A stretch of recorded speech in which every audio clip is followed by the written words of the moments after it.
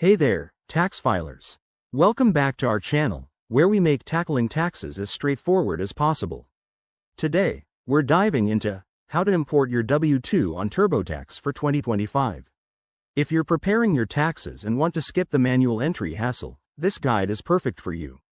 Importing your W-2 can save you tons of time and reduce errors, so let's jump right in. First things first, make sure you have TurboTax installed on your computer or ready to go on their website. Start by opening the app and creating a new tax return for 2025. You'll be prompted to sign in or set up a new account if you haven't already. Go ahead and do that. Once you're in, navigate to the Federal section, which is usually the starting point. Look for the Income and Expenses tab. That's where the magic happens. TurboTax makes this super easy. Click on Wages and Income to begin. Here, you'll see an option to import W-2. Click that, and it will guide you through connecting to your employer's payroll system or importing from a secure provider like ADP or your bank's records. Now, if your employer participates in electronic W-2 imports, enter the necessary details like your employer's name and your social security number.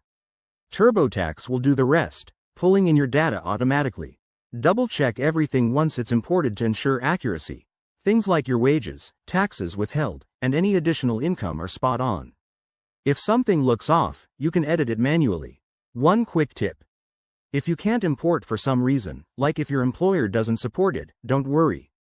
TurboTax allows you to enter the information by hand, but always verify with your physical W-2 form. After importing, continue through the rest of the TurboTax process to file your return. And there you have it.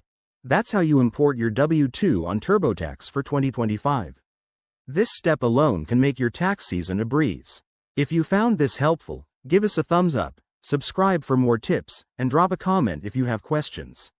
Stay savvy with your finances, and we'll see you in the next video. Thanks for watching.